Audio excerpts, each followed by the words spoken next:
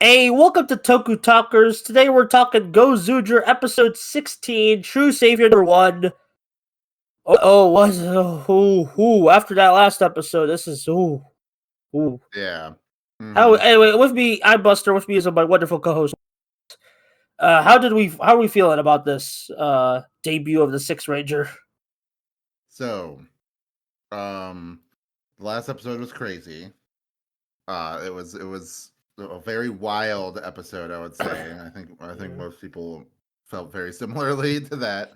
So I was very excited to see where we're going to go. Because I expected it to be like a very brief status quo change. Just like something for one, maybe two episodes at the most. But I just wanted to see how they did it. And I loved it. Like I think that it was a really great follow up to that, and it's a great obviously it's not as wild as the previous episode because it's more the result of things happening than things happening. Um, Yeah. but it was still like very satisfying to see like, oh, you're introduced to like a big important new character. You're kind of like given a new perspective on this world. And yeah, just you sort of like understand certain things differently now, and there's like more, like a couple more questions raised.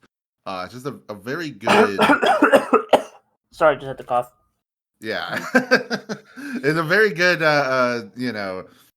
debut of a Sixth Ranger into a show because you kind of want that kind of thing to mix things up and get the gears turning. Think about other great, I would say like most Sixth Ranger introductions, like that's kind of what they're trying to do at the best of times. Yeah, no, like especially because they basically steals the theme song. Apparently, this is over only this episode. I've Yeah, been I hearing mixed imagine things. it's just the his like battle theme. So like Yeah, as soon as I realized, I was like, this sounds like his battle theme. That being said, hilarious. Like I lost yeah, my mind. I was laughing so yeah, hard when the opening theme changed and it was about Goju Polar. Very yeah, and like fun. even at the point that they just like basically made new visuals for it. Like I don't know how many of those Yeah. visuals are carrying into next week's episode, but like Mhm. yeah, that's real fun. Um, like they just like he's called Masahiro Kamade, and he was the previous winner of the basically the guy who was Goju Wolf previously Mhm. in the universe war that we saw at the beginning of the show with the mechs. Mhm. With like he partnered with the Tegasword, and now he wants to like in this new battle he wants to transcend the Tegasword. He wants to become even greater than him, like by like saving the world and shit. It's like very this holier than thou. Like just very interesting. We're apparently getting some more backstory on him next episode. So Sure. yeah, and it's like of course we'll learn more about him throughout the show. Nowadays, like a mainstay. Mhm. Um, yeah, it's very interesting. Like the way they introduce it. I also love his boxing fighting style. Like I'm a big mark for like Yeah. boxing, like not like boxing the sport, more like boxing the style of like Yeah. Yeah. combating. Yeah. Mhm. Like Just like Balrog and Street yeah, Fighter. or Punch Out. Yeah, big Yeah, Punch Out yeah, fan. that kind of stuff. Yeah, I love that. I do think like it fits really like that made me appreciate the design of his mech a bit more. The Tega Nakaru or Good Burn, as he's Yeah. rechristened in this episode. Because before I was like, why does it have like big dumb fists? And then I was like, oh, it's like a boxing that he like punches, Yeah. That's his whole thing. He does not break out a Coca-Cola though, even though he's a polar bear. But that's Maybe besides that the point. we still have a lot of episodes to go. We Yeah, who knows? yeah, yeah. We'll get there. But yeah, I think starting the episode with just like the first episode, like a redo of the first episode, but he comes in and like blue balls Tono is really cool. And then like I He do starts fighting appreciate, people. yeah, the little like floating thing, the Yeah, a little floating bit. bear device giving out receipts is very funny. I do appreciate that it's very quick that he regains his memory of the past events. They don't like linger on that too much. I know maybe some people would have wanted it to be like a more of a permanent status quo. But like I said, I didn't expect that. I didn't really want that because I'm interested in these characters and this world. Yeah, I'm glad, like, because There's that, like that was like a thing I established. was worried about last episode. Was like, are they just gonna change their personalities forever? No, it's a temporary just joke thing. Thank God.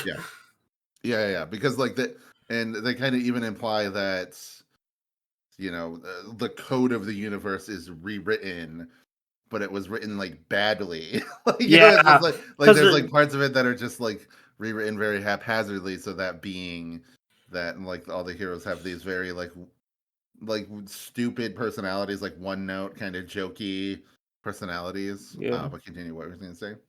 No, like that. Speaking of that code of the universe being rewritten, it's like apparently they needed all the Sentai rings, and they only had like Mm, not all of them. So it's like they kind of, as you said last episode, they rushed the wedding. So mm-hmm. it's like, Yeah, yeah, which is really cool. I like that. I like taking that because they wanted like a big moment to like push the story forward and to introduce this new character and these new toys and everything. Uh, and they forced something into existence, and then they made that part of the story too. That it was like, oh yeah, this was forced. Not saying yeah, not using force in a negative sense, just in a neutral like whatever, like whatever decision making they decided like story wise, it was more interesting if they tried once, they forced it to happen and it didn't work, and then they're going to be trying again, presumably in the future. yeah. Just yeah, I think like a lot of this episode for me was kind of like very much like seeing like cool moment after cool moment, like for lack of a better word, hype moments and aura.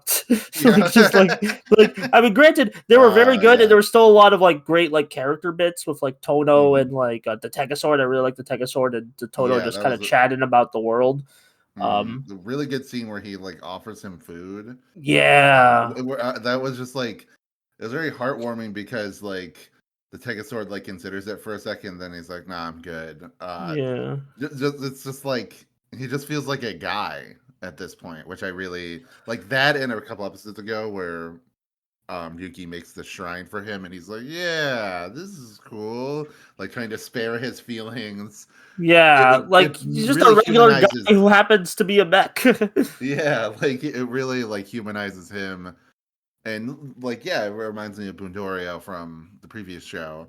Um, Yeah, and I kind of wish that he was more of a like a consistent force in the show. Like at this point, maybe he will be like going into the future, just because I like the idea of him yeah. like communing with the heroes more often. He doesn't have to be there like constantly like Bundorio, but just like more often coming down and like talking, not just during like these huge pivotal scenes, Yeah. just so that we Although can get again, the more show of a already has a bond lot with of him. moving parts, so I can understand why they Yeah, don't like put him all the time. He's mainly there for the important stuff because yeah, like five now six main characters, like four recurring villains, yeah, like freaking, and then all the episodic stuff from moment to moment. And it's like that's a lot to balance.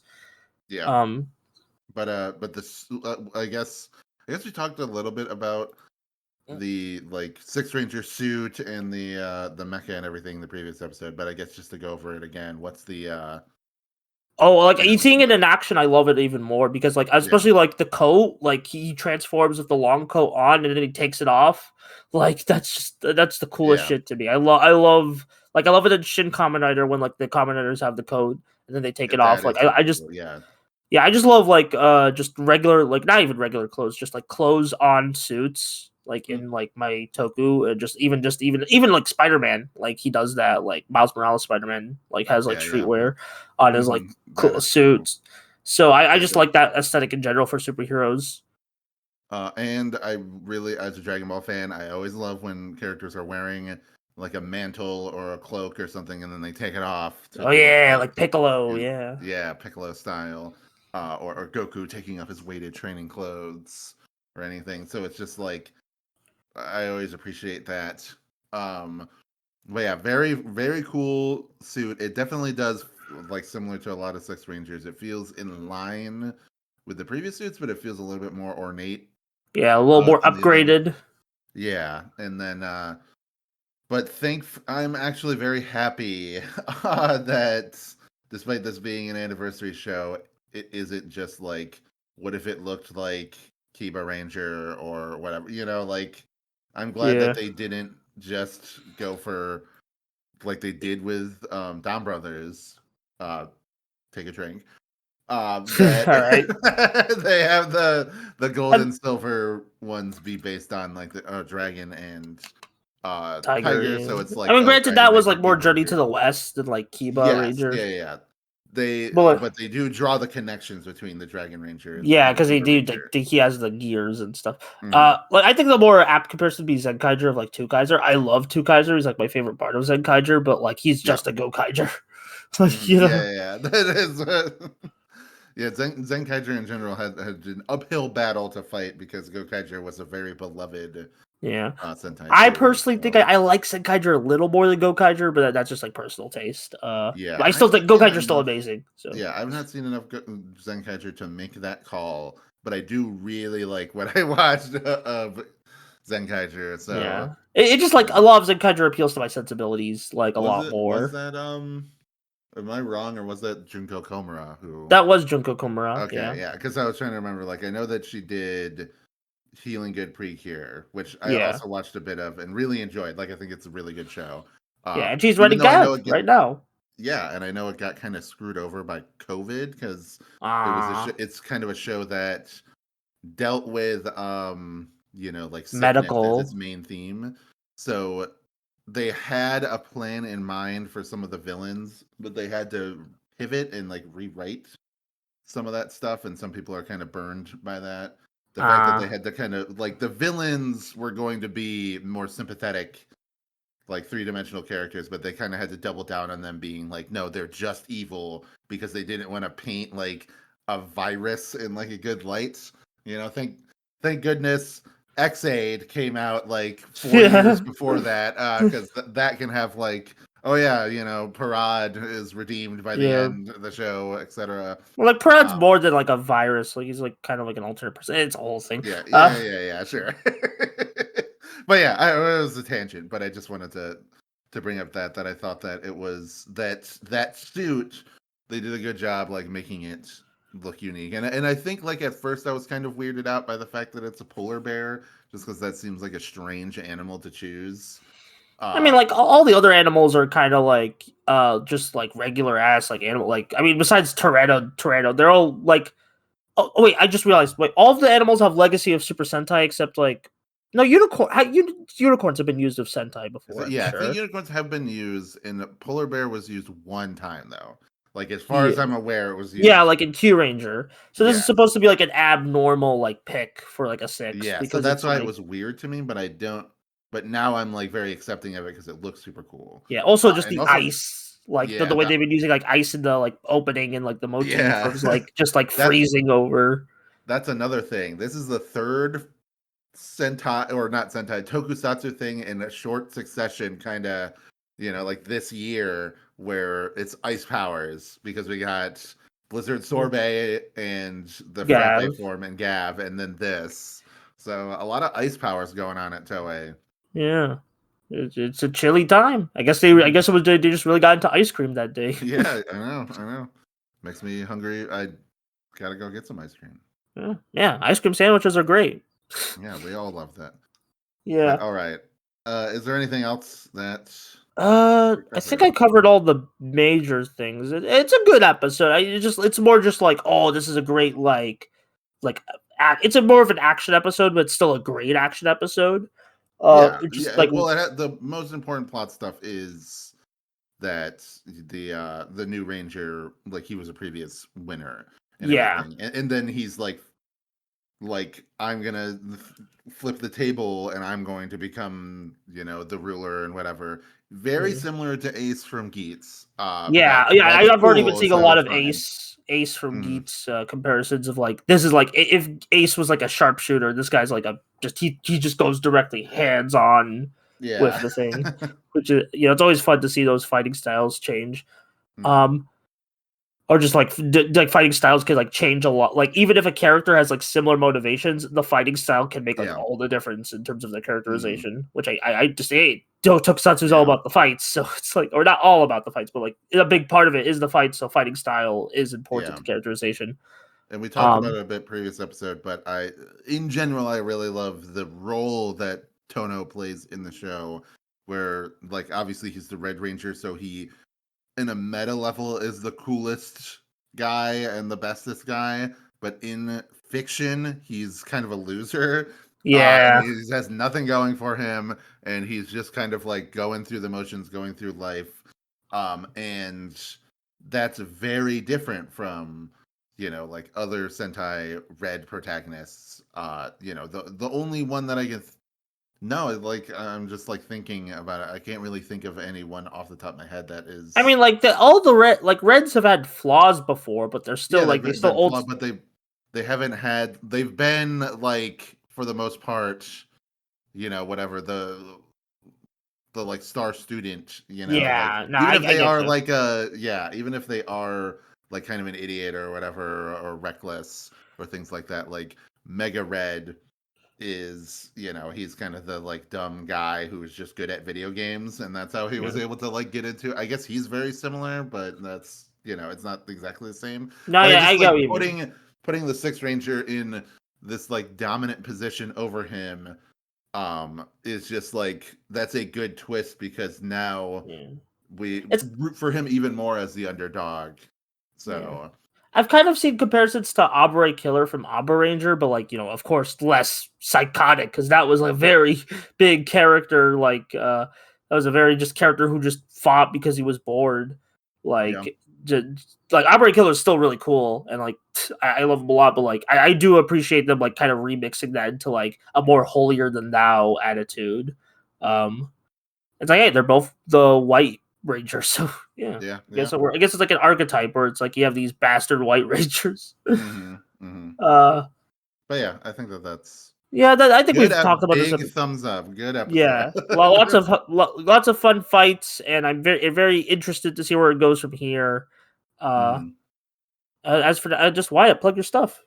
All right, yeah, go on over to Twitter and Bluesky, Wasp Ranger, WACP Ranger. It's mostly stream of consciousness stuff, but I post about podcasts I'm in and videos I'm doing. Last week, just released a video on Stugo. Great show. Check that out. It's doing pretty well. Actually, one of the showrunners found the video yesterday and shouted me out, so that was nice. It's always cool whenever I make a video and it actually gets recognized by one of the people who is working on the show.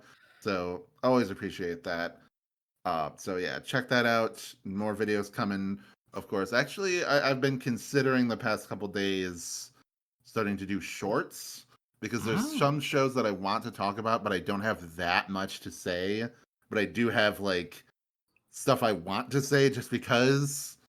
So I'm considering like, I should do like between bigger videos, I should do some shorts. Like before I think of ideas for bigger videos. But anyway, we can talk about that after.